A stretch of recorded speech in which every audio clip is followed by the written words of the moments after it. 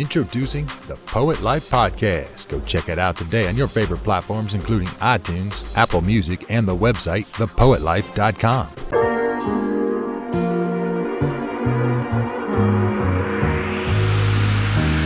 Find a way. Media skills, because there's no point in this whole poetry game, in this whole artist game, if you have no art to put out. You know what I'm saying? Like, having your words locked in your notes app and only coming out through screenshots, it can only go work so far. You know what I'm saying? It can only go so far. That's what I'm saying. It's like, maybe there should be some kind of like basic media skills for poets. Workshop that we can do. Like, all right, PanClick shows you how to upload MP4 to your Google Drive. It's like, y'all need that. The poetry culture needs that. It's like, we need a tech 101, because how surprising is it that like there are hella Gen Z poets that come through and don't know that part? It's like, son, like I thought y'all generation was the one with the laptops in grade school. It's like, y'all real madness. So we really need to disseminate this information so everyone can connect their media with each other. So to make these collaborations happen, we need media files and access and accessibility to happen. So that's something that we really need. And it needs to happen in a professional, reliable way. Just to add on real quick. That's the part. Listen, folks, we've already started. The podcast.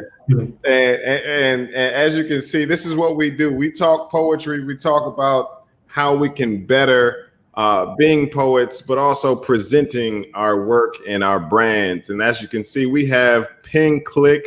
But let me, before I introduce PenClick real quick, I want to introduce my guest co-host. Her name is Kelsey Bigelow. Kelsey, how are you? I'm good. How are you tonight? I'm doing awesome. I'm doing great. Listen, J-Rod D, my co-host, just had a little one just yesterday, I believe. Girl. So clap it up for J-Rod D. Awesome. Got a new one in the house, and just super excited about that. And so he'll be out of commission for about probably 2 weeks, however long. He'll call me and let me know when he's ready, and we're all good. We have Kelsey as our third member of the Poet Life podcast, to where she is going to be the literary member of the podcast. And we're so excited about expanding to the literary world, to where we're going to have the blog aspect of the podcast. And Kelsey is an expert in that realm. And so we're really excited. I literally DM'd her like 10 minutes ago and said, hey, you interested in being a co-host tonight? And she's like, hey, I'm already writing a blog right now, so I might as well just jump on. I got my poetry sweatshirt on. I got my Rep and Brandon Leak tonight. Yes, we're gonna get into that too. But listen, it's PenClick. Go for it, man. Hey, poetry dropping when the pen clicks, and poets get it popping with the PenClick. You're now rocking with Kuya David, the PenClick Prime Minister, out here with my brother Daniel. He's chubby fat God. And this is the Super Saiyan Fusion Dance collaboration between Poet Life Podcast and the PenClick. Matter of fact, if this was a sneaker drop, there would be like a whole 3 city blocks lined up at 2 a.m. on Fairfax and Melrose outside of Flight Club and Supreme, just like waiting for this content to drop, this collaboration, dream collaboration that happens through the digital atmosphere. Shout out Kelsey, shout out our guy Chris, big man Chris, the Poet Life podcast captain. You know what it is. Hey, yeah, that's what we're trying to do. Hi, y'all. That's what we're trying to do, y'all. We're trying to make poetry hypebeasts out here. We're trying to do that, what David just did for the whole world. I love it. I love the energy, man. That's what's needed. We were just talking about that, and I just figured we just jump right in. And I think it's really important for us to do a lot more than what we're doing. You know what I mean? Like all of the other genres and realms of art are there somewhat, and we got to get there, So I really appreciate you all's energy, man. And Daniel, Go for it. Go for it. I just want to say, speaking of art, sir, let me ask you a question, right? Go for it, man. Let's go. Why? What are the reasons that one would go to an art gallery? Just rattle off some reasons. Just rattle them off. Kelsey, why would you go to an art gallery? Do you go to an art gallery to be bored? No. You go to appreciate art. Appreciate art and to be entertained, right? Yeah. Entertained. That is what it is. When you listen to music, you're there to do it to be entertained. Sometimes to catch feels. Maybe you're going through a heartbreak, and then you put on that sad piece. You know what I'm saying? You put on the sad lo-fi beats and chill playlist. But for the most part, most people listen to art, engage with art to be entertained. And when it comes to poetry, poetry is an art form. But if we're going to make this happen for the mainstream audience, we have to amplify the entertainment aspect. And that is one of the primary missions of Pen Click, to amplify the entertainment aspect of the poetry culture and poetry community as a whole. That way, by showing the value, the entertainment value of poetry, that way we're able to generate and grow the audience for poetry. Let me ask you though. Now, at the same time, it is super important to know your audience as well, right? You know, now you speak of art gallery, right? Some audiences who go to art galleries kind of love the piece aspect of it, to where it's not super hype. And I think a lot of poets also need to know how to discern and work the room to where they know, okay, this is not the turn up scene. Maybe let me change my tone or change my poem for this. You know what I'm saying? Just like with music, right? Where let's say we have an alien that comes to Earth, right? And they hear about music. What is this music thing? And then they look up music on the internet, and they find the very first thing that says, like, top music of all time. And it turns out to be a symphony by Mozart. And then the alien says, this doesn't really slap. I guess I don't get music, right? And it's like, no, you don't get Mozart. Doesn't mean that you won't like Taylor Swift or Pop Smoke. You know what I'm saying? Like, there's just like how many types of music there are for everybody. In the same way, like, I don't know if do they have Art Walk where you are in Maryland? Where so in California, SoCal specifically, like once a month in downtown LA, we have this thing called Art Walk, where a bunch of stores in downtown LA will have these pop-up art galleries, and it's pretty cool. It's like a huge block party, and that's one way of consuming art, where you go through this like block party, bar hopping kind of experience, and that's one way to consume art in this like hybrid art gallery block party thing. And then there's the other way of going to the Norton Simon Museum and looking at the latest Caravaggio paintings, but also going to the super hype beast stuff like the street art exhibit that's in the cuts where there's hella graffiti on the walls and different types of wheat paste. So again, different styles of art, but the same way it is entertaining to each of its niche audiences, right? So the streetwear person will go to the streetwear joint.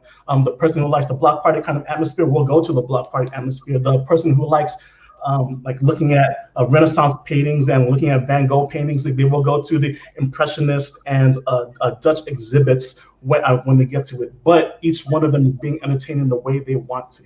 So strengthen diversity, right?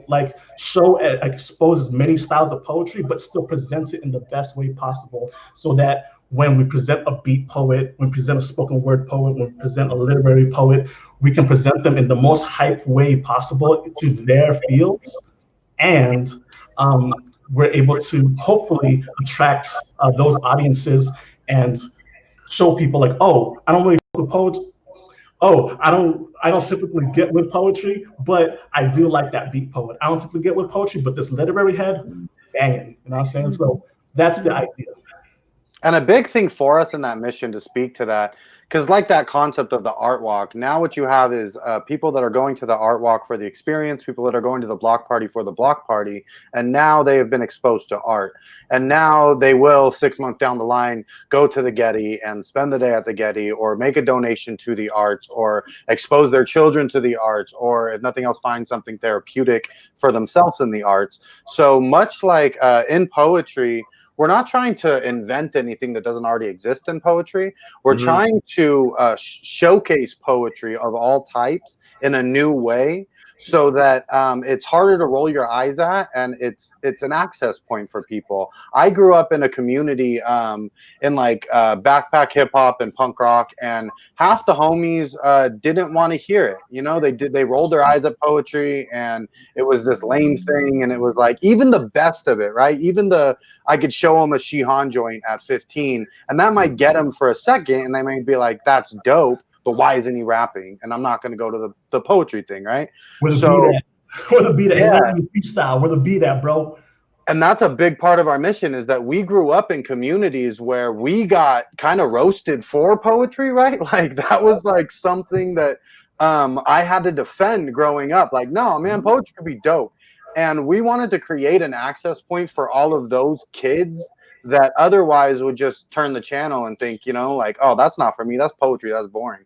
But to display it in a new way, then it's almost like a trick, right? Like it's a trap. We could come at you with this super high energy, like super hip hop, like we love this, that part of ourselves, right? Like we're both ex battle rappers, you know what I'm saying? Like we're both like backpack hip hop b-boy, like hype kids. Real hip hop. You don't have like a graffiti cans in your Jan Sport with hella tags on it and a black book in it, you know what I'm saying? Yeah, word.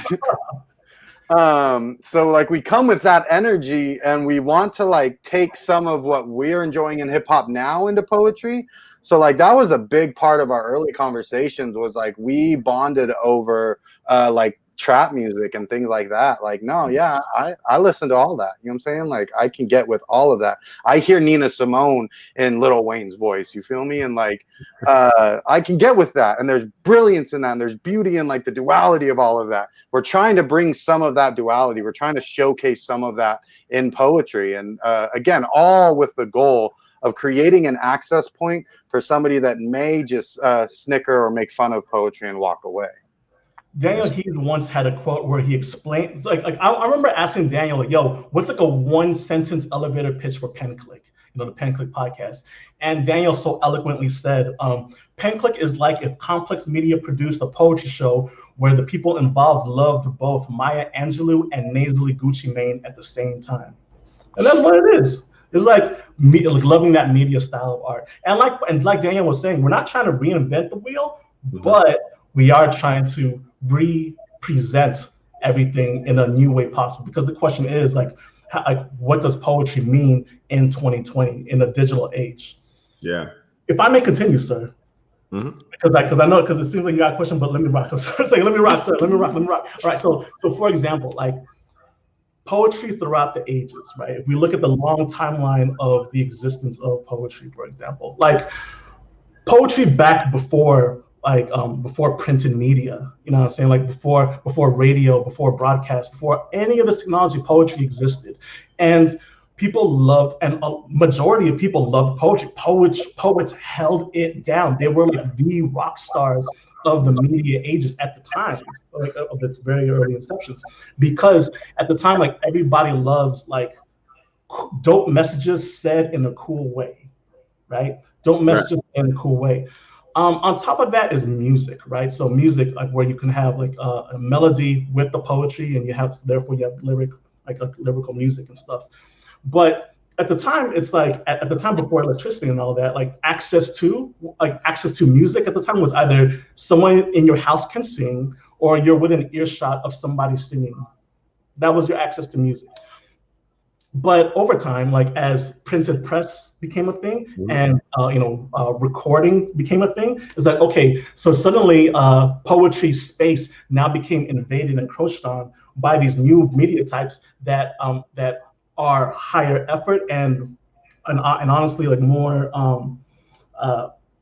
more accessible to people, like just by osmosis. Like I don't have to decode anything. I can just straight up read a narrative, or the melody is carrying the lyrics for me, or even if it's just like just instrumental music, it's like boom, I don't have to think about it. When I say higher effort, I mean the idea that poetry is such a low bar to entry that all it takes is words, right? What does music take? Music takes the ability to create melody and the words. What is writing whole books take? You know, it takes more than just a couple of pages, right? So the fact is that the barrier to entry to saying dope stuff in a dope way, in a really slick way, poetry, is like a lower bar of entry.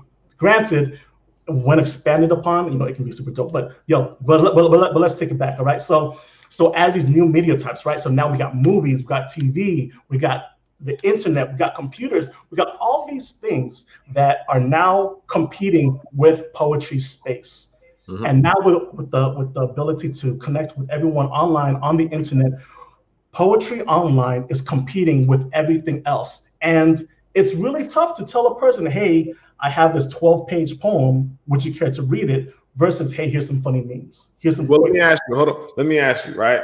So, but why do you think we need to compete with those other things? Right. Why can't poetry disrupt? As a matter of fact, that was the episode that we just dropped this week, disrupting industries with poetry.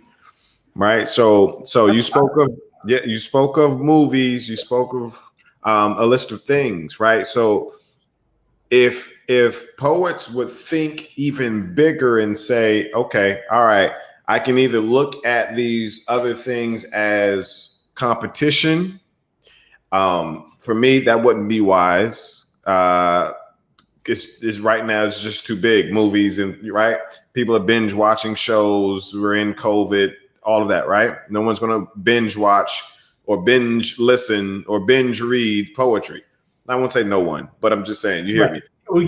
Yeah. Right. So why not, instead of competing with movies and music and whatever else, how about we disrupt those industries and include ourselves into that? As you saw with America's Got Talent, with Brandon. But what I say to that is that he didn't disrupt. He's in the media format, right? Like he's in the TV format, and he literally competed against different types of art styles.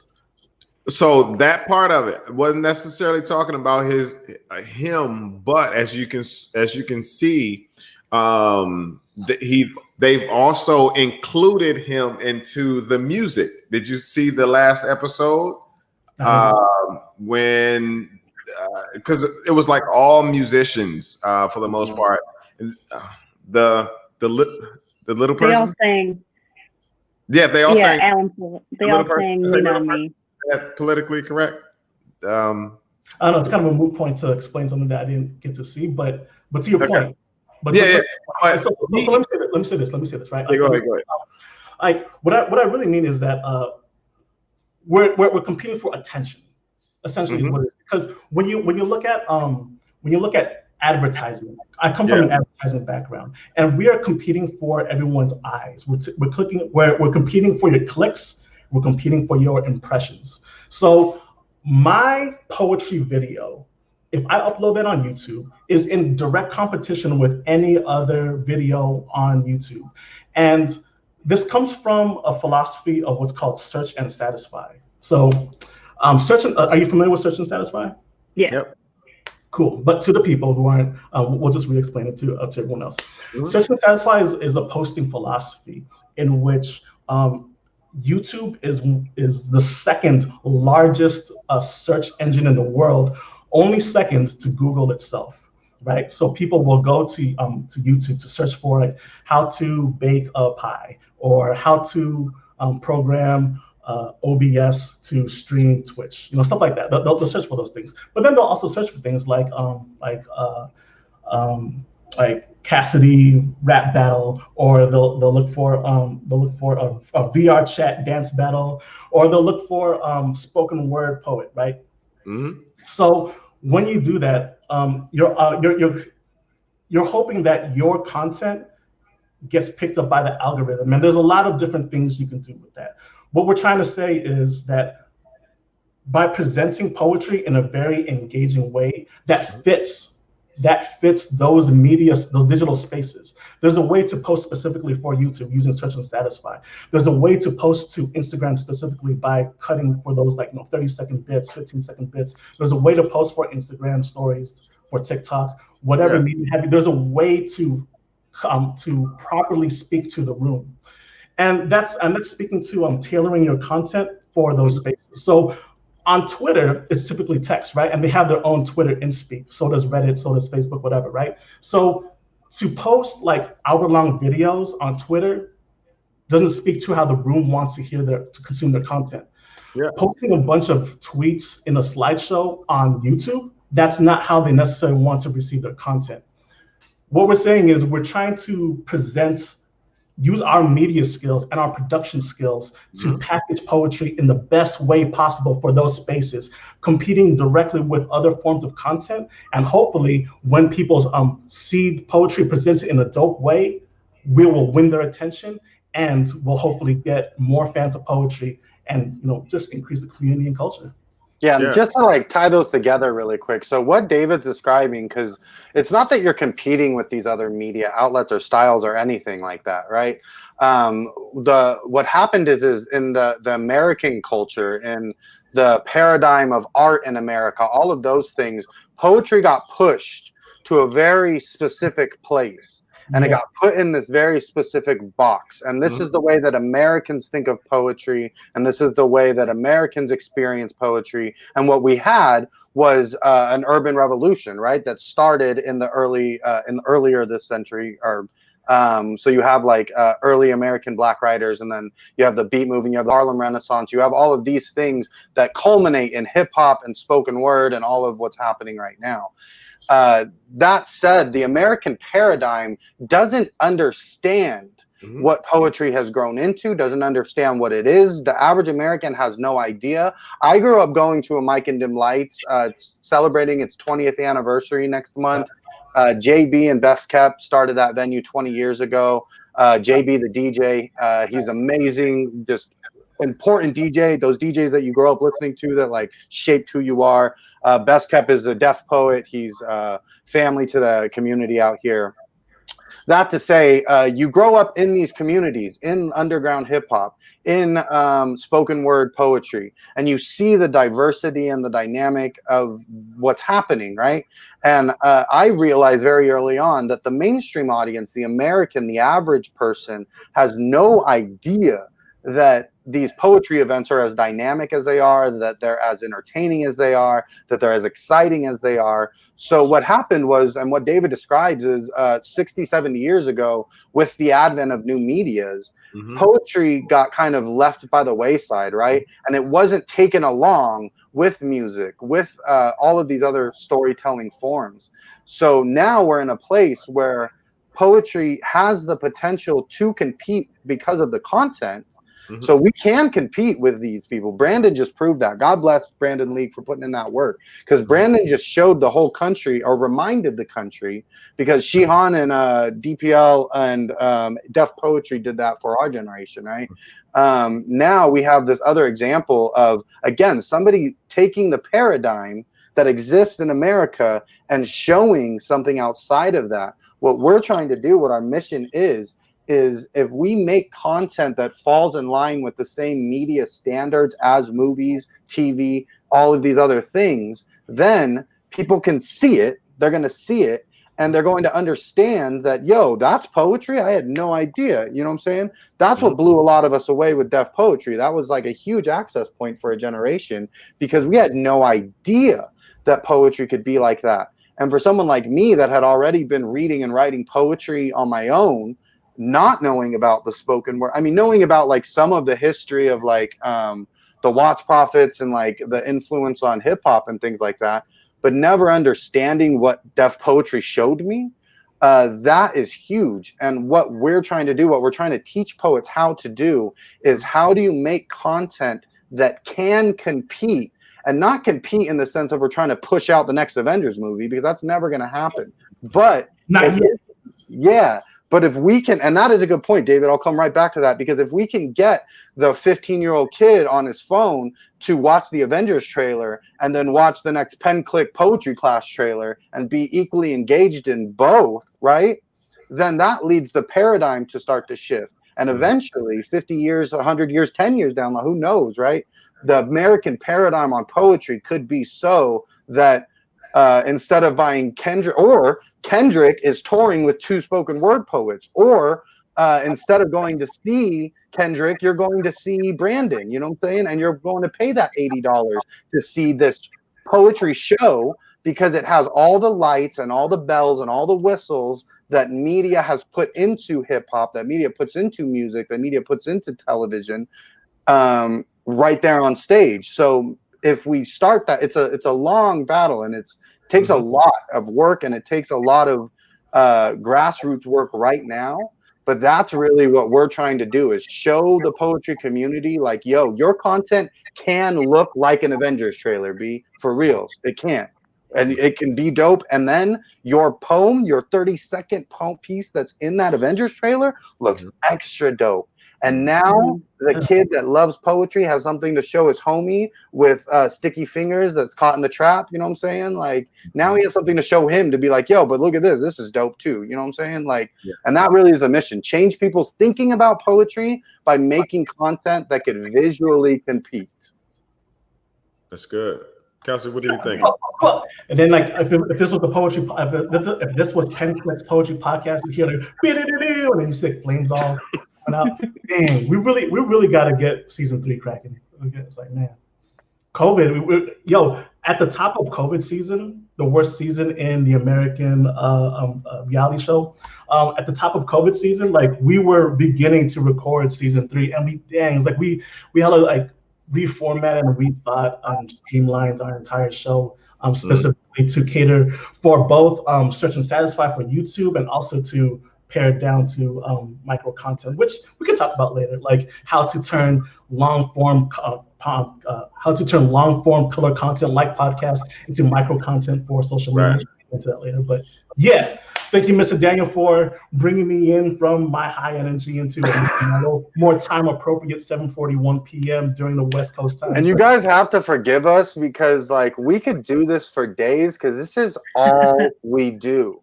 All we do is go back and forth all day on Slack and on the phone, being like, yo, what if this and that? And what if this and that with poetry? And what if this is all we do? PenClick is our whole existence right now. And again, like, we are doing it because I'm trying to get the bag for poets. That's it. That's the goal. Let's figure out how to get the bag, because there's no reason that young poets shouldn't aspire to make a comfortable living for the rest of their life with their art. That's it. We're on the same page. Yeah, to that point, like, I want to say, like I feel like a lot of poets tend to drop poetry because a lot of poets might not see an end game in poetry, right? Like, they don't see those. They don't see those poets with like a huge bricks of money doing the corny money phone selfie on Instagram. It's like problematic, yeah, but it's still a lot of fun to do. And we don't see a lot of poets doing money phones or just making it rain in the club and that. Unless like your Yall Trimartin, who's just like amazing at dancing and just like dances himself off like in the club. But if you can't dance like that, then you're not really doing it on IG and hella flashy and stunning and shit. So what we're trying to say is that, like, a lot of folks tend to drop poetry because they don't see an end game in poetry, but they'll pick up rap, they'll pick up acting because they see these actors and rappers who have the money brick phones and have like all the stunting like all the hard flexing on Instagram. Really trying hard not to curse, excuse me. But yeah, and the thing is that if we create these platforms, these different platforms for poetry that have the potential to create these rock stars of poets, that's inspirational to the next generation. Like that's how, like that's kind of what we're doing with the Poetry Clash, our prize fighting style of poetry competition, our spin on the Poetry Slam. But shout out Introverses who are doing something similar as well. our idea with Off Page, our virtual showcase with poets and musicians, presented in a way where it doesn't look like it's coming through a frosty 120p 56K modem, sounding like it's going to throw up like a robot. Nah, we figured out how to hack into the matrix of Instagram and present video and audio in full quality to show everyone like the art as it should be consumed. And even just coming up with other ideas, such as like maybe going on Twitch and doing virtual reality slams in VR chat, or doing tutorials for media, or how to do micro poem video edits, like all the weeb kids do with anime edits. There's like a lot of interesting things that you can do with poetry to make not only aspirational for the next generation, but also to build the audience for those platforms of poetry. So that's competition, that's showcasing, and to one degree, and Kelsey's in the building for this, for literary. There's ways that we're trying to think of ways to remix each pillar of poetry. So what we did for literary, I'm just gonna grab our chapbook right quick. Hold on one second. While he gets that, we were talking like when we first started, before we even intro, but that DIY, Daniel, you know, how do poets do it themselves? How do poets do what you all are doing in regards to production, like high quality production? What can they do on their end, right? If they're not where you are, experts in production and things of that nature. You gotta start. Like, that is the trick. And then you just practice. That's the hardest part. Is like, and honestly, like as a producer, the reality of the whole situation is, as a content creator, as a voice, as a poet, as anything, it takes time. You're going to suck. A lot of your early content is going to be bad. So if it's shot on a bad phone and the video quality sucks and the audio quality is bad, you're not that good either, B. So get it done, get it over with so that you can move on and you can grow. And as you grow, your equipment will grow and your skill set will grow, and your really awful show about nothing a year later is this sophisticated show that or it's a show about nothing, but you know how to carry a show about nothing. So that's like the biggest thing. Get it done. Look what's in your community. Take advantage of what's in your community. You know what I'm saying? Look what resources you have within an arm's reach. Look who you can collaborate with, who you can do work trade with. And then the normal route. So to pitch it to David, because I know he wants to talk about this chapbook too. One thing that we're constantly trying to do is execute ideas that exist normally in other mediums and other media sort types, but we're trying to do that with poetry again. So again, trying to create content that competes with the Avengers trailer, but with poetry. We had this idea for this literary event. How do we create visual poetry that you read, that you see and read, and find an engaging way to do that? And what we ended up doing was this whole event and this art gallery, and we printed posters, and we have prints, and we did the whole thing, right? It was this big, beautiful expression of, yo, you can do poetry this way. But we did it with the homies. We funded it with the homies. We worked in our communities. We sourced from the designers that believed in our mission. We sourced from poets that were actively doing things. So if you're not already a part of a community, you need to be a part of a community. That's kind of step one to the whole thing of DIY. But take advantage of your community and get started. Because what then you can do is you can level up. So first you're doing this little thing, like the first little thing we decided to do was a podcast, right? Like, how do we do this podcast thing? And then it levels up, and then it levels up, and then you start expanding on the ideas, and then you start creating new ideas. So like David, I'll pitch it to you right now, but this was our idea, right? For how do we do a literary thing? How do we do a visual poetry thing? And honestly, the answer to DIY is just get it done and keep that PMA, you know what I'm saying? Like positive mental attitude, and keep your nose to the grindstone and just get it done. That's it. Now, before we dive into this, and shout out to all audio only podcast listeners who do not get to experience the visual art, Let me also just tack on to what Mr. Daniel was saying, and to also answer more to what you were asking, Mr. Chris, about what do people do if they don't have these media skills? And the answer is that, like we were saying, like a little bit before we started recording, that quality of content does not equal quality of production. Like I was saying earlier, like before we started recording, of course, like I was saying that there are kids that are taking their parents' old iPod Touch, because that's the only mobile camera that they have, because they're not allowed to have like real phones yet, but whatever. And they're making like really like funny skits on TikTok and on Instagram, and are going viral. You know, and we're getting like millions of impressions off of these like really frosty looking videos. But then there's somebody who's like an associate creative director who is color grading their 8K footage in DaVinci Resolve and is releasing it on Vimeo in ultra high quality and is getting 12 views. Right. You know what I'm saying? So just because you have like the best equipment does not mean you have the best content. So the idea is that by starting now with the equipment that you do have, you can at least work on the thing that matters most, and that's the content. And all the bells and whistles, that'll tack on. And the bells and whistles will only make your content, if it's already good, it'll make it even better. And that's all we're saying. The best content takes time. You can polish poop, but at the same time, it's still poop, right? So like there's only so much that like a good photoshopping and good motion graphics will do to enhance content. But if your content is gold, then people will find you. All right, so that takes us to what we were saying earlier, how we're trying to remix and better present each of these pillars of poetry.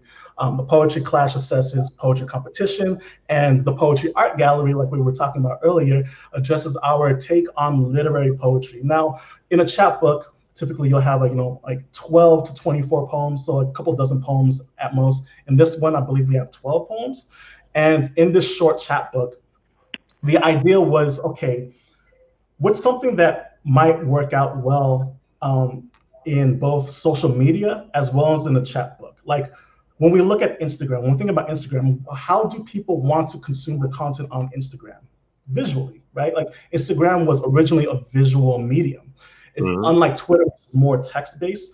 Instagram is video and static, or what we call static or still photography, static images.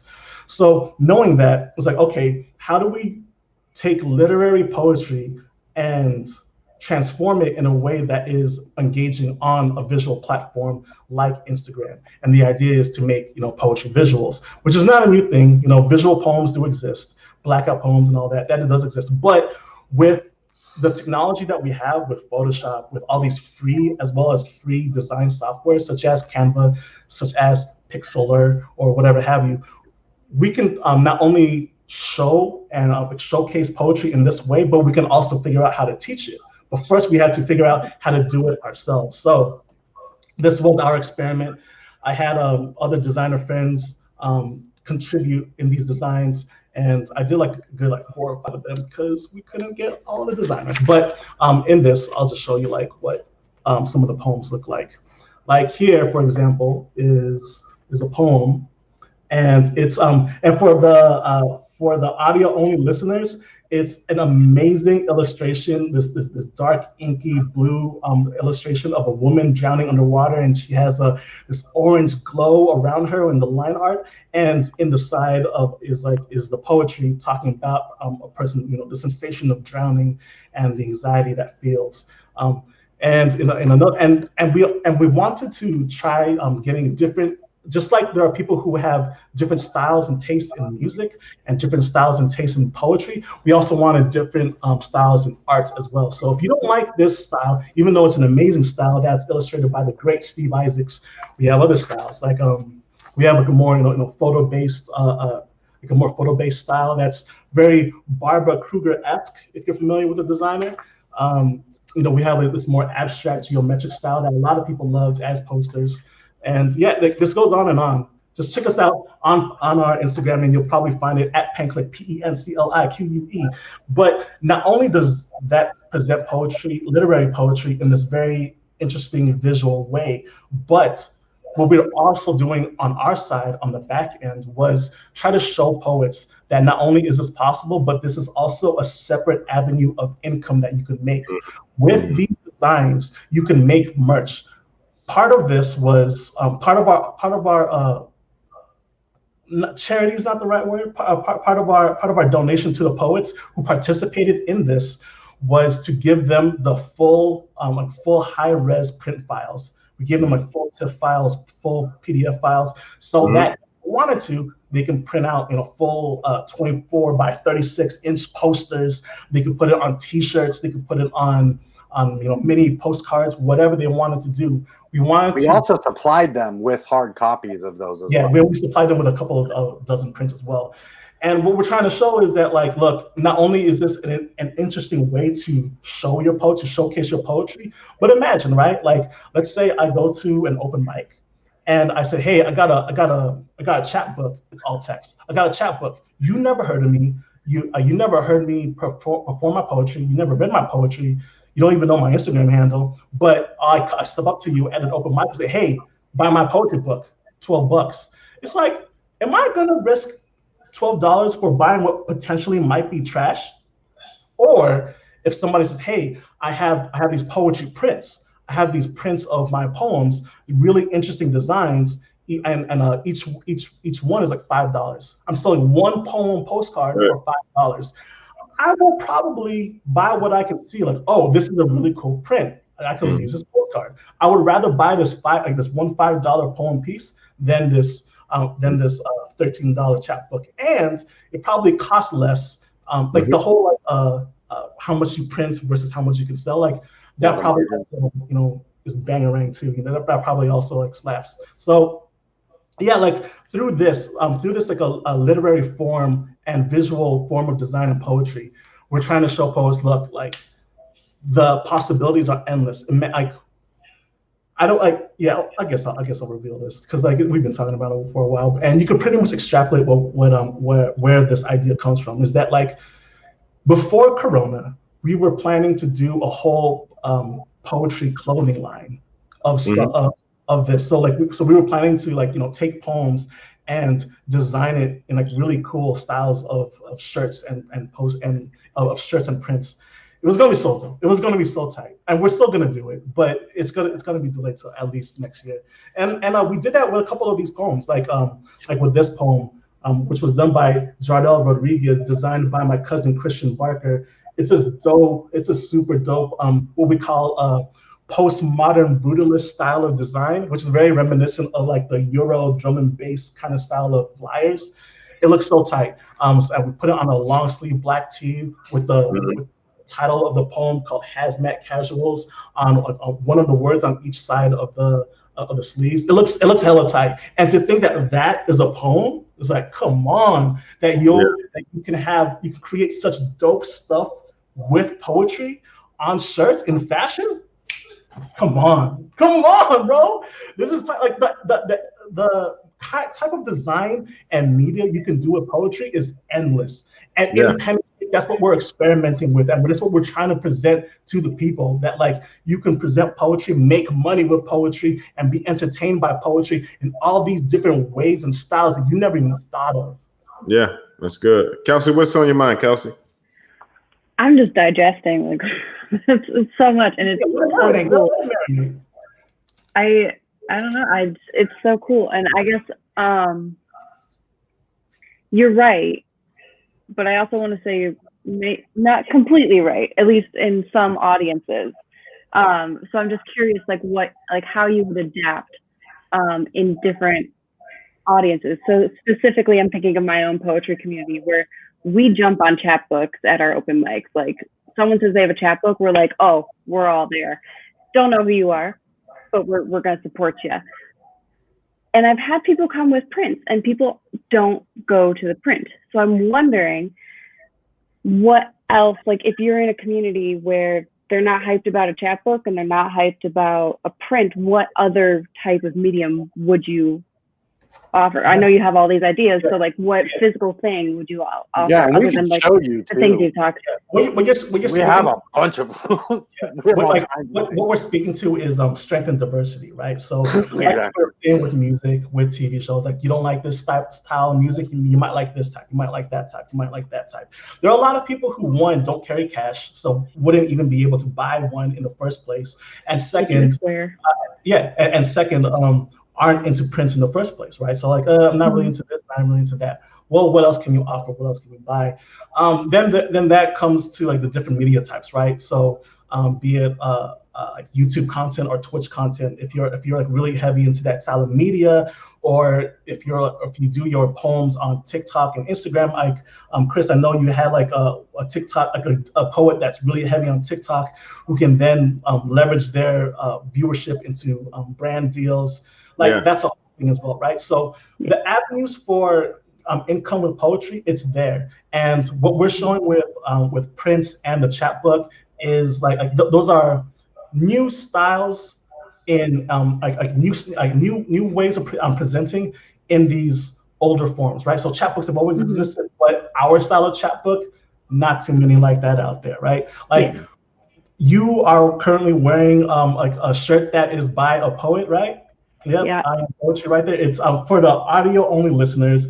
It's an awesome blue jumper, as our British cousins would say, or a blue long sleeve sweater, crew neck with a white handwritten text that says "I am poetry." Right, tight. So you know that there is a space for poetry in clothing and fashion, but done in the way that we do our design as well. It's like fair to say that I don't think a lot of poets have seen anything to that regard.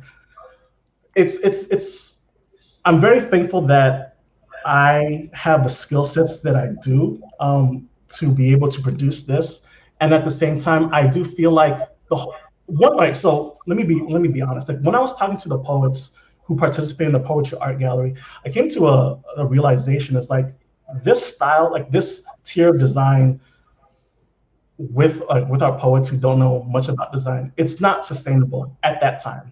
It's not very sustainable because either designers and poets need to collaborate with each other, but then how do the splits, how does the money split? Or designers learn how to do poetry, or poets learn how to design. But there are kids out there who can draw, who can do design on their phones and write poetry. And maybe they have not seen a lot of examples where those two art forms combine. But by being exposed to that, like if you didn't know that existed, then you probably wouldn't think to do it, unless you just one day went on the DMT trip. It's like, oh wow, here's an idea, right? But if you see more people do it, if you see more people do these awesome visuals with poems, then that might inspire a new generation of poets who are good at those two things to start doing it. And then that's how it snowballs, right? It's like we're trying to inspire these folks. Like when you look at all these different new forms of entertainment, when you look at battle rap, for example, battle rap used to be this freestyle only thing, but now it's turned into this entire professional league. And it has inspired an entire new generation of rappers who specifically train for battle rap specifically only. Not I'm going to prove my pen by doing my music and my battling. No, these people are battle focused and they're super dope at this one niche skill, right? Just like that, hopefully by showing the diversity of our content and our media production, that we're inspiring a new generation set of poets who are super dope at these specific things. But at the same time, it's still okay that if you go to a venue, right, where they don't want the chapbook or the card or whatever, and that's fine, because the thing is, I think it's really important for you to niche down and yes, be flexible in your diversity. Yes, you want to do that for sure. You want to be able to have a poem for this, that, and the third. But at the same time, you want to know what your DNA is, and hit that. Like for the Poet Life podcast, what sets us apart is we've infused business and you know, in the poetry realm, and that in itself is unique, you know, because really what we've been taught for years is, you know, you do poetry for your love, for the love of it, and to heal people, and you know, that's love it, beautiful, and that's why we have the duality of uplifting the poetry community and building the poetry industry. And so we do the community piece, but we're making it clear that we are on a mission to build this industry. You know what I mean? So, but I love what you all do. Like I'm on your page all the time, you know, and because I'm sitting there like, yo, they're really taking it to the next level, and I know you all take a lot of time.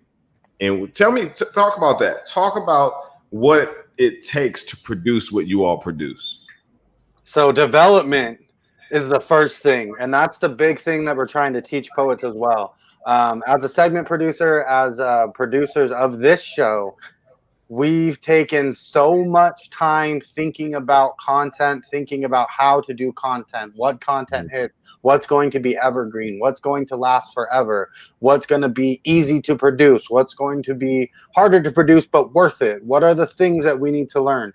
So before we did anything, we sat down for probably 6 to 8 months developing PenClick. Then the podcast starts. Now we're kind of more streamlined. We're more used to each other's workflow and how we communicate and things like that. But like our current projects, Off Page is a IG live showcase that we launched in June. The first conversation about Off Page was had in January, February. So 4 months of heavy development went into just that one event. There was a lot of technical things we had to develop there as well, so we had to jump through those hoops. That's where a lot of that's kind of where Off Page came from too. It's like the frustration. Yeah, necessity. Yeah. A lot of what we do is because we're frustrated with. That's how literally one of the first conversations we had was we got together to do this event. David was trying to do PenClick essentially on his own. We linked up together. Because I was going to be a poet on one of the things that he was developing.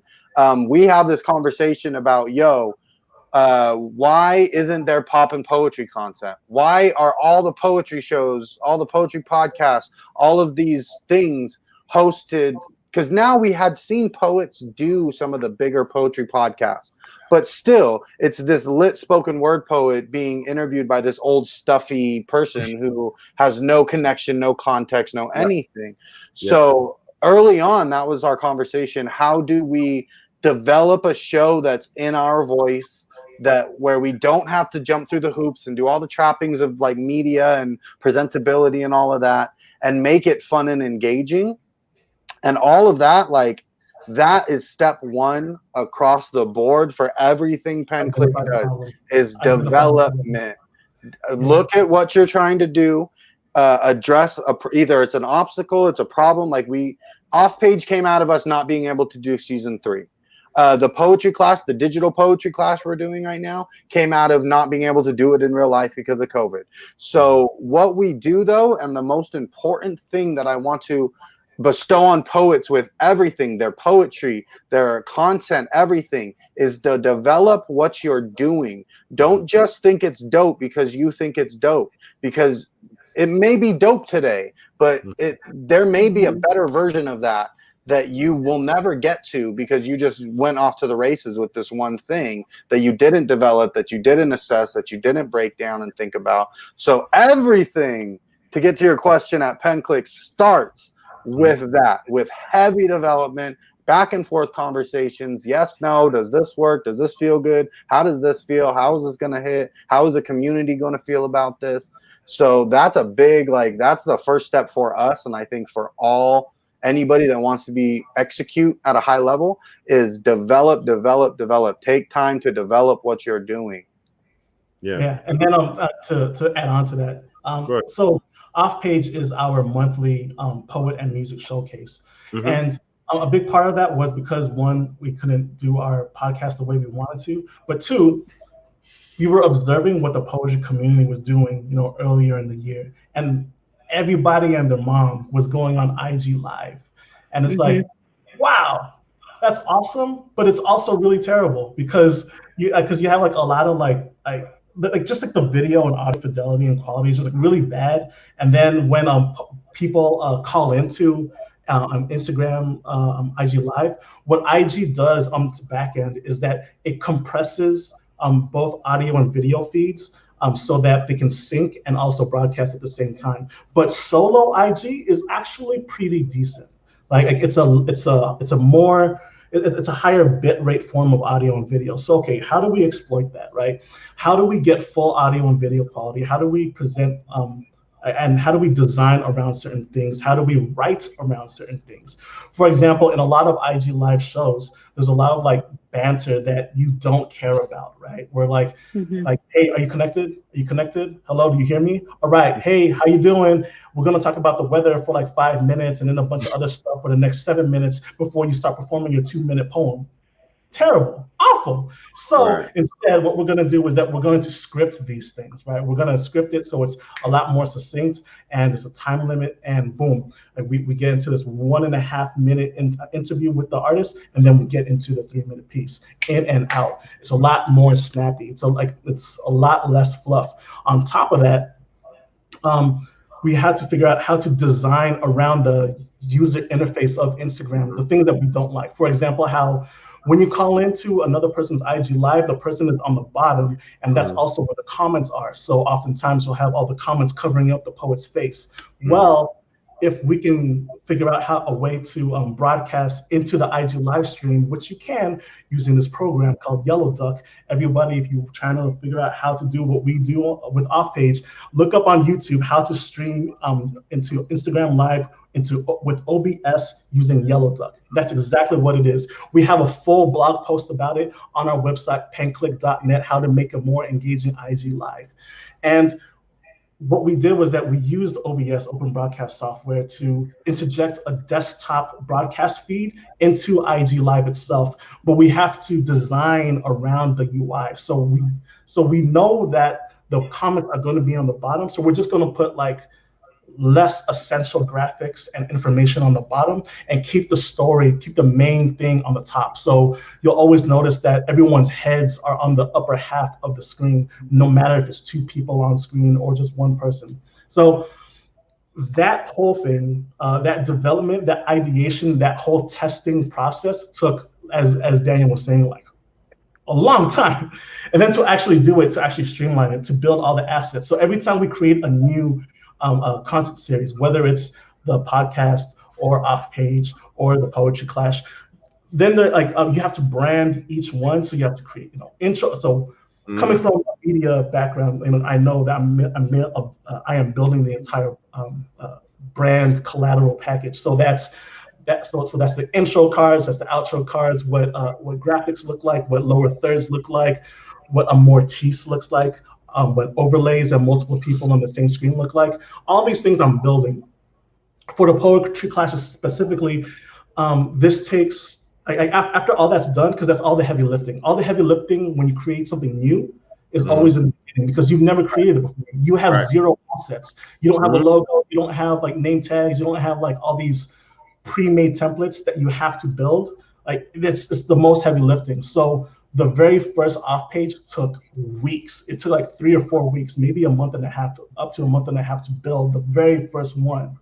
But after that, we're able to consistently do it every month because we've done all the heavy lifting. And at this point, it's all booking, shooting, and editing at this point.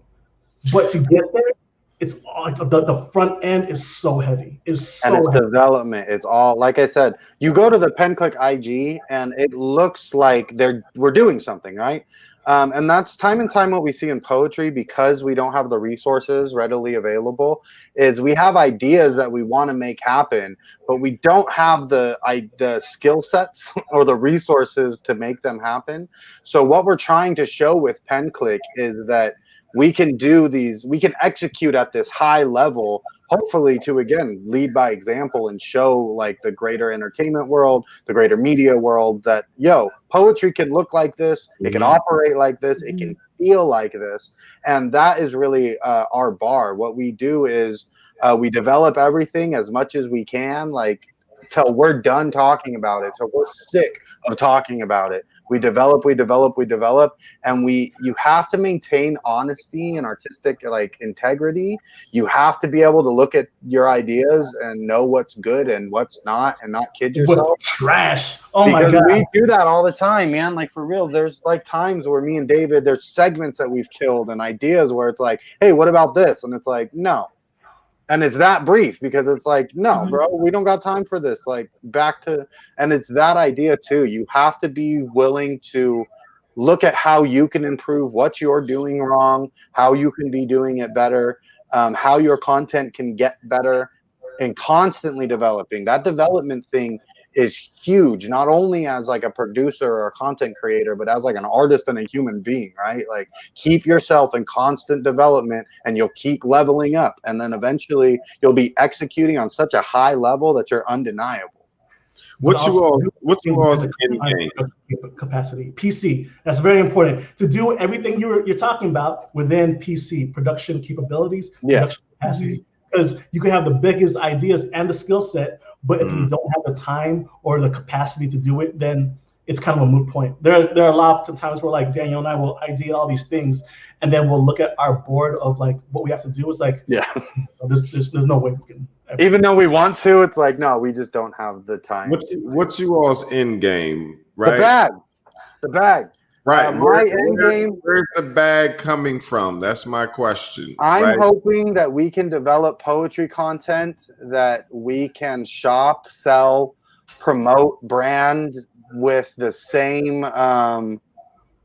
in the same realms as everything else in the entertainment industry. So there's no reason that we shouldn't have a poetry festival put on by Red Bull or Monster Energy drink, or there's no reason that we shouldn't have Lexus put out the last big TV poetry show. You know what I'm saying? Like there's a reason.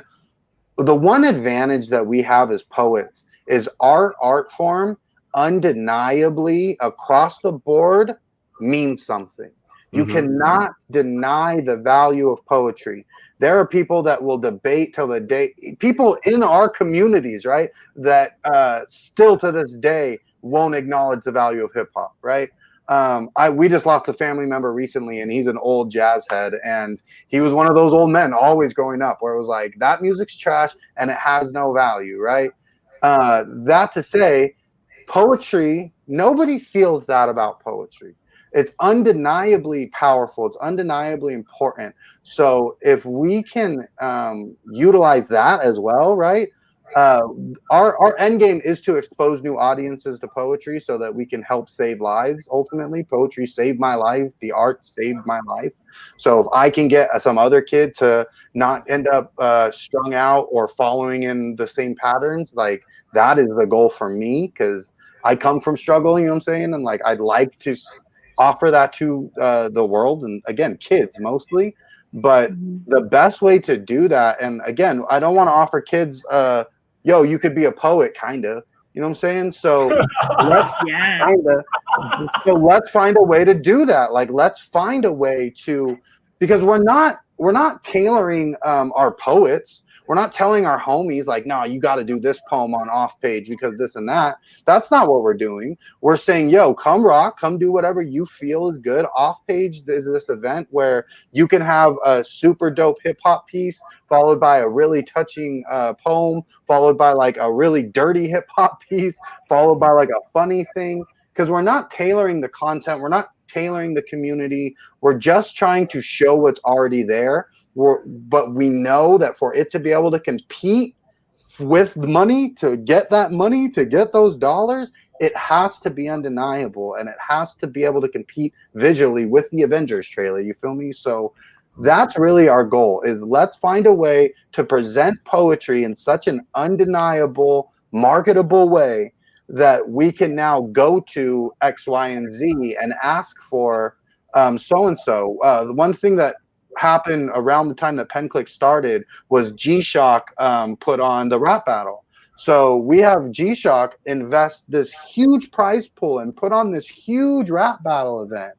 And it blew my mind. Like, yo, rap battle's been this underground thing. I'm an old Scribble Jam head, you know what I'm saying? Like, I'm an old, like, you got to come with off top, on beat. If you're not on beat, get off the stage. Like, I come from that. Oh, it's written. It's written. He's cheating. It's written. Shout out Iron Solomon. Yeah, a word. But we see G-Shock, right? G-Shock just gave them what? And that was my thought. Yo, we can get G-Shock to give us 15 grand to do an event. Why couldn't we? Why? As long as it looked right, as long as it felt right, why wouldn't they give us 15 grand? And again, because of the nature of poetry and the value of poetry, they get something in their brand that everybody wants to buy right now.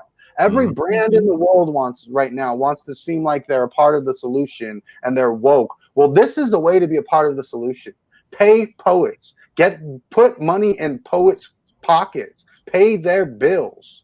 And as we know, right, the spoken word community comes from the urban and hip hop community. So you want to help, like, move along. You want to help, and you like these brands that are doing things like tweeting BLM. Like, don't do that, Johnson & Johnson. Give PenClick 100 stacks, and we'll make sure that money goes where it needs to go. Yeah, and we'll put your name all over it, bro. I'll put your name up and down the whole thing, because that's part of it too that we got to teach poets. Like, part of it is siphoning that money. You just said it. You just said it. We have to teach poets. Like, we have to teach poets to know that they are more than just poets, right? Because poets can be commercial writers. You know, like Prentice Powell just wrote for what company? I can't remember what company it was, but he just put out a commercial with some company. You know what I mean? So like, basically, a poet is a person that has a way with words, and that's what companies need. You know, someone who is great with words, right? That's why they pay copywriters, people who write copy and scripts and things of that nature. So that's what we do. But if you don't know that you're more than just the poem, the poem that you have for your coffee house, then you're not going to go and step outside the box. You know, but it's also a matter of not realizing it's possible, right? That's a big thing. Like, is you never even have the idea. It's an actual job. And that's what we're all doing here. Is telling them it is possible. That's the point of this conversation. And so we need them to listen and understand it. And we're the ones telling them it's possible. We have all these people coming on the show every week proving that. And you guys are proving that with what you're doing in your mission and the different lanes that there are, of like how Christoph was saying with poetry and business, and literally being the poet who's hired by the company to write the thing. But then you guys saying, like, being the show that the company advertises at. Like, there's so many lanes here. That's what we're doing. And proof of concept. You know what? Just like in the corporate world, there are entrepreneurs and there are employees, and some poets just need the opportunity that you and I present. Right? Because we are the go-getters, creators, and galvanizers, right? Like, I literally was able to work with AGT and get 20 poets onto the show with Brandon in his intro package and things of that nature. And so now those 20 poets are like, wow, I was just on AGT. And so that shows me that I can do a lot more with my art than I've been doing. You know what I mean? Just like that. Always. They can see it. Yeah, in all ways. And that's like what we're trying to do, is show them you can do all of these things with poetry, and poetry deserves this polish. Poetry deserves to look like what PenClick is putting out, because it is important and it is life-changing. And just because we don't have big media outlets or corporations giving us the money, we're in it's a new revolution now. You know what I'm saying? It's a new age. It's a new time. We have the community. We have the resources. The democratization of media is here. And there is no reason that poetry shouldn't have all of the bells and whistles that it can have, again, because it could save some kid's life. It could get some kid out of the trap. It could put some kid on the right track who's one bad decision away from ruining the rest of his life and doesn't even know it. And that's like a big thing for us, is poetry deserves this, and it's possible right now. Because I've always thought this. But 15 years ago, you know what I'm saying, when I was just starting out as like a producer and like as an engineer and all of that, I never would have thought of doing something like this. You know what I'm saying? This wasn't possible. But now it's doable, y'all. We can get the bag. We can not only compete with these major media outlets, we can outclass them. And that's what we're trying to do, is show poets like, yo, poetry, that is my favorite thing in the world, because being a kid who got roasted by the hood homies who were trapping and doing wild shit, that it was like, yo, come to this poetry thing, and they're like, nah, bro, I'm not gonna go watch people do that. I'm straight, I'm good. Now to show them pen click, and they're like, yo, bro, I had no idea it could be like this. Like, yeah, it can, and you just proved to me that it worked. So that's really it, right? Like trying to show them all, yo, this can happen. Poetry deserves it. And it's right here. It's right in front of us right now. We have the chance to do it right now. This community, this online poetry community thing, the resources that we have, the skill sets that we have, we can really change the way that America thinks about poetry in the next couple of years. Yeah. I love it. That's good. Hey, man, let's do it. We're going to stay in communication. I'm always on your page, you know. Hold on 1 second. Let me get my charger. My laptop. He had the sneak communications. He was like texting his homie on the side with the iChat. Yeah, no, the homie is my wife. Come through. I was like, bring my laptop charger down quickly. He put the desktop notifications on silent first, and then give him the side text like, "Hey, listen." The whole time you all were talking, I was over here praying. Like, please don't cut off. ABC, bro, always be charging. Hey, I can just like you all, just like you two. I can do this all night. I can do this all day, man. Because I got a few things I also want to get off. Go for it. All right, so. Mr. Chris, like observing your social media feed for Poet Life Podcast, like I see that you do a lot of what we call tune in type of messaging, where like, hey, new episode drop, tune in, that kind of stuff. Recently, you started doing a lot of support Brandon kind of posts, which is cool. Yeah. But for the most part, a lot of your content is tune in messaging. Now, a lot of I'm just like sharing information, so don't take this as a critique, right? But I'm sharing information, like just coming from an advertising marketing background, is that when a social media channel is always full of tune-in messaging, like new episode, check it out, it's like that pretty much turns your social feed into ads, and it's like, why would I want to follow a channel that's nothing but ads? But other ways of doing the ask, because the idea is to give value. How do you give value? By giving, right? So give, ask, right? That's the whole Gary Vee kind of methodology. But how do you do that with a podcast? The way you do that with a podcast is by creating clips of your content that are valuable. So in doing so, trying to harvest like a micro content from this long form color content. So like trying to find five clips, 5 1-minute clips, because Instagram has a 1-minute time limit unless you do a carousel, or IGTV, which doesn't do well in the algorithm. But we'll talk about that later. But trying to find those little 1-minute clips without the context of, hey, watch my shit. Instead, it's offerings, right? It's like damn, Black Chakra had so many fun quotable moments that you could have made a whole reel. You could have populated your whole feed with nothing but fun Black Chakra pieces. And I feel like that would have been a better way of advertising his episode, rather than because also because I did a deep dive into your social media, and just really observing the initial feeds, because what we're talking about is marketing content, because content by itself does not get views within a vacuum, right? Like it needs to be funneled, what's called the media funnel.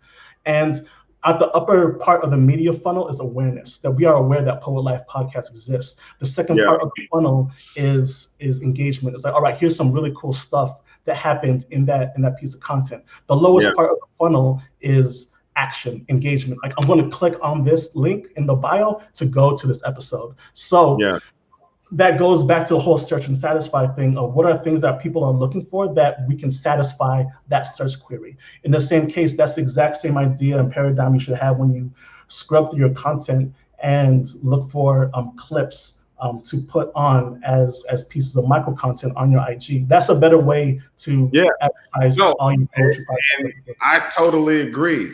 That's where I come in. Yeah. So watch, right. So I'm a professional marketer as well. And so when Christoph and I connected, starting with the blog, which is going to be more content as well to push out on social, especially pulling out those snippets like you were talking about, like the quotes that he posted on Instagram from Black Chakra, I had called out in the blog post. It was like, hey, these are great full quotes. And then use that on social, because I totally agree that you can do and you should do. We got poetry podcast. We got Kelsey, the marketing goddess for Poet Life Pop. It's over. It's over for Pay Click. I'm glad we're not doing podcasts right now because we might as well give up. It's over.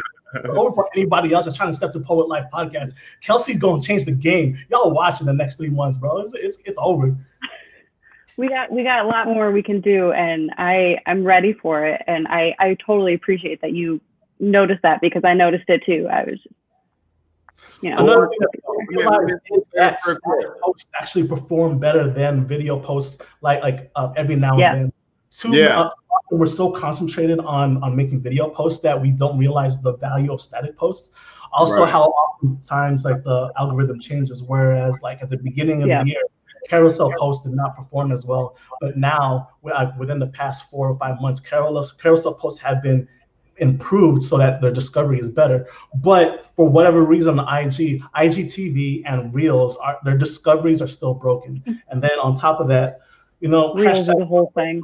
30 hashtags max, and then also trying to always include at least enough of the hot hitting hashtags that get about 10 million hits. So for example, poetry is about like 3 million hits daily, and then you say podcast gets like 2 million hits. So like you just accumulate these stacks until they equal 10 million, then you go for your niche hashtag. So just dropping some game right quick, because I know our time is limited, so I just want to drop out these quick things, right? That's good. That's good information, and really, it's really good for poets too, because we were talking about DIY, right? Do it yourself. And so before Kelsey just came on about a month ago, it was DI me. Do it. It was do it myself, right? So basically, and this is important. Basically, poets, do what you can. You know what I mean? Because in the beginning, you're going to be doing everything yourself. And so I'm going to say, what David just presented, trust me, I know that stuff. However, when it's just you do what you can. You know what I'm saying? Because alone editing the podcast, I edit the podcast. You know what I'm saying? I'm the social media guy. I'm you know what I'm saying? So we come from a similar struggle, sir. I appreciate and I accept and receive all of that. You know what I mean? And so expand when you can, add to your team when you can. And that's the hardest part, adding to your team, because you like to be able to match. Like you all match, that's hard. It's just us. It's just us, bro. But even still, like just finding a partner that has the same mindset and passion is hard. Like and the important thing to keep in mind is that like this is we all go through this struggle. This is all a part of it. You know what I'm saying? Like whether you're one person or 6 people, the first few years of building a brand or of anything are just filled with headaches and development and struggle, and how do I do this with what I got, and how do we stretch this to make it fit, and all of that. So again, like I said earlier, don't quit. Get started and just do it. Like, that's it. Just get it done. If all you can do for now is a couple of things a week, do that. Yep. And then in 6 months, you might be at 3. And then in a year, you know what I'm saying? Like, it's not going to grow if you don't start. You might find a Kelsey. You will, though. That's what I'm saying. Inevitably, as you put in the work and your thing grows and gets bigger, people will be drawn to it, and they will want to help, and they will want to be a part of it because your work, right? Your work is reflected. God sees what you're doing. You feel me? And if you're putting in the work, you're going to get something out of it. If you're not putting in the work, then you know why you're dead in the water. As you add people, though, like let's make it abundantly clear, Mr. Chris, that this is your baby, right? Yeah. You hire babysitters, but your babysitters will never love your child as much as you, because this is your baby. That being said, we do get help here and there, but both Daniel and I understand that this is our child. PenClick is our child, and like, we can never be mad when like it's over capacity for the help that we get or whatever help we can. It's something that, like, we we're always thankful for the help, and we do realize that we are at that point where if we do want to do more stuff, we have to more people. But golly, there's so much more I want to say. It's like work smarter, not harder. Always find out ways to templatize your work. Like, that's key, right? That's the key when you're working by yourself or DIY or with limited amount of people and assets. Like, to templatize work, like find a Canva template that you can just drop in a JPEG and change the name, and boom, there's your next JPEG. And plan your content. Don't just think like, yo, I'm gonna do this one thing with Canva this on Monday. Think, you know what? Every Monday I'm gonna do this thing with Canva. And that one thing that I'm going to do every Monday, make sure that you're going to have the content to do it every Monday. You feel me? Make sure that you have to, as poets, we have to start thinking like producers. And this is how it goes. You have to think, how do I make good content that's evergreen, that's easy to produce, that's in our production capabilities, that isn't going to cost us money? And if you can do those 5 things, bro, that's a home run production-wise. And I want to say to all of the artists, all of the poets that are that have responsibilities, that are parents, and you feel like, listen, man, I gotta put this poetry to the side, I gotta put this art to the side. Don't do that. You need an outlet. Like, I'm in the basement right now. I just bought a house, as you can see, the right? Yeah. So, but at the same time, I have 3 kids, 5 and under, you know what I mean? And so again, do what you can, but do something, like Daniel said, start and just keep going. I don't care how slow you move. And that you need to do more. You need to do more videos. You need to do more. Just do what you can, post what you can, and because you got distance learning now, you're working from home. It's a lot right now. Yeah, man. So jump on YouTube, learn how to market, learn how to produce. Just turn that TV off. I'll say that, because you do have the time. Most of your time is watching TV. So this was good, man. I'm excited. I really appreciate you all's insight. Again, to have conversations with like minds is important. It's significant. And I'm not going to say too much. Kelsey, jump in there real quick so we can close out. I'm really glad we had this conversation. Like he said, I love having conversations with like minds, and COVID has taken away my poetry community. We're not super high tech out here, so that hasn't sustained very well. So this has been lovely to have poetic conversation in a way that's not just like literary conversation. It's just like hyped and like, here's what we can do. We're all pumped. We know we can do it. We're gonna help y'all do it. And yeah, this was great. Pin Click, I'm gonna let you all close out with your energy, man. Go for it. Hey, thank y'all. One love. I do want to give you all a shout out because the online poetry community is dope, is growing. We're going to keep growing. We're going to keep linking up. We're going to keep doing things. Shouts out to like Intro Verses and All Def Poetry. They've been super supportive of everything we've been doing. Shouts out to Simply Cat and like the Screen Time Slam. This community is a community. And one of the most exciting things for me, just to kind of close it out, is coming from the poetry community and now starting to cultivate this online poetry community. The vibe's the same. You feel me? Like the love's the same. The accountability to social justice is the same. The support for each other is the same. So big ups to you guys for doing all you're doing. And on the real, like, big ups to Kuya David, because he does not get the credit that he deserves. There is never an opportunity for me to ever really big up Kuya David beyond just being like, hey, man, good job. But Kuya David is, this is a lot of his, like, he pushes a lot of this forward. I'm a punk rock idiot. I make work because I love art, and I'm just going to make art, and I like making stuff, and I'm just going to keep making stuff till I die, and that's just what I've resolved myself to. But Pen Click is as special and spectacular as it is because of David's vision. So big ups to David. Big ups to all of you, all of the online poetry community. We love y'all. We're here to take over the world, y'all. We're here to take over the whole world. Go for it, David. And and big ups to my brother Daniel Hees for being the my bridge to the community. Too often, I'm so entrenched in the pixel digital world of Photoshop and After Effects and Premiere that oftentimes when I come up for a head, just to breathe a little bit and say, hey, do you think the community will rock with this?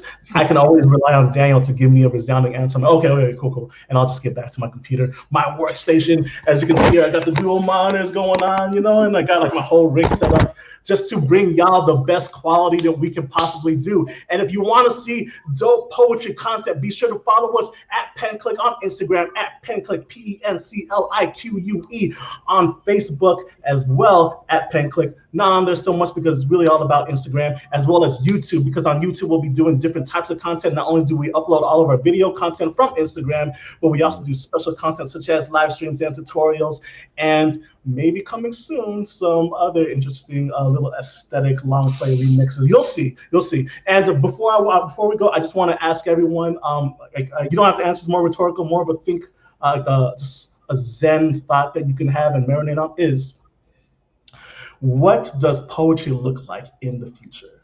Right? Because when you look ahead to the future, you can maybe possibly reverse engineer what you can do today.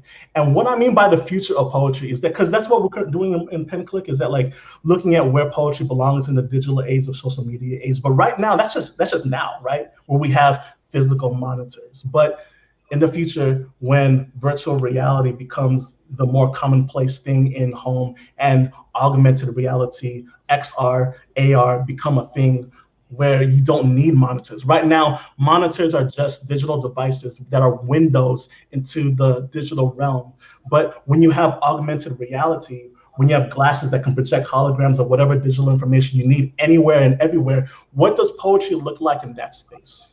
Right? Like maybe it's someone dropping a poem as a dialogue box on whatever, you could tag it to an object, right? So you can see like a parking meter on the corner of 3rd and Spring, and some poet put a poem on that you could see with your augmented reality. Maybe that's what poetry looks like at then, and then what does content around that look like? These are all questions that like I shoot at Daniel like at late at night. It's like, dude, I'm getting really into VR chat. I'm going to get the new HP Reverb G2, and I'm trying to think of how can we do VTuber VR reality content with poetry. Like the idea that Southern Fried did this year with their virtual poetry slam event kind of festival, where they took this sim looking like user interface where people are these like little characters that with like really simple bodies and stuff, and then they just had them walk around. That was dope. That was like really cutting edge idea thinking. But what is a real in VR with headsets and everything, where you can see people inhabit whatever avatars they want. I want to see Pikachu do a poetry slam against Godzilla. Like that can happen in VR. In augmented reality, that might be able to happen with HoloLens, where you can have somebody appear in front of you and then maybe you perform in front of a virtual crowd. The idea is that, what does the future of poetry look like to you? And what can you do today that will build towards that? That is the question right there. Again. The future of poetry is the vision you have for it. That's the future of poetry, right? Whatever vision you have for it, that's the future of it, right? So it's what are you going to create for that? What are you going to do now? Like you just said, that put something forward into the atmosphere and changes the way we see it, you know? And so, man, I'm excited. It's like midnight over here, but like I feel like it's like morning time. You all just gave me the energy I needed to work another 2 more hours. Hey. So I love you guys, man. I love you all's energy. Keep doing what you're doing. Kelsey, thank you for being my co-host tonight. We launch the blog, what date? October 1st, which is next Thursday. We're really excited about it for the folks that don't necessarily want to view or listen, but they want to read Kelsey's personality. You'll be able to get all of that in her writing. So we're really excited about that. Go to thepoetlife.com. If you want some gear, go to poetlifegear.com. We have a lot going on. And listen, if you just want to, if you love what we're doing and you want to join the team, and you have the passion for it, if you have the skill set for it, reach out to us. Yes. What are you saying? What are you saying? Where are you pointing at, Dave?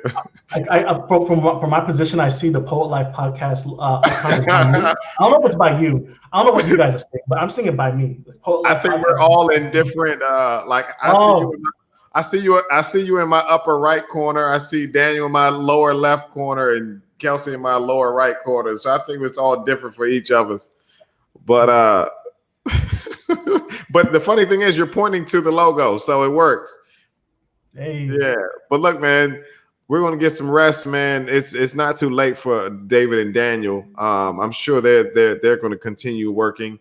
But this is what we do. We love poetry and we love what we do, and we're going to continue to do it.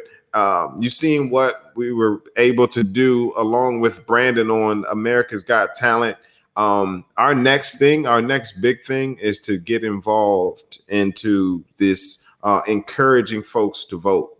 We're working with some folks, I'll say unbiased. We're not tagging on which side. We're just pushing people to vote because it's important. As you all know, this is the most important election in our time, I would say. That's my opinion, and I'm sticking to it. So I'll say it right now. Go out there and vote. And so we're going to reach out to the poets around the country for them to use their words and their art to encourage people to vote, right? So this is how we disrupt industries.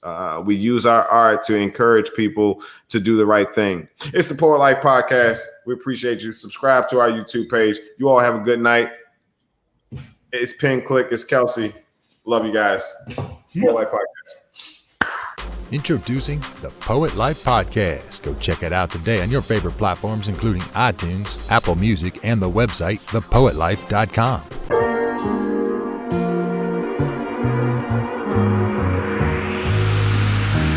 Find a way, ain't got no time now.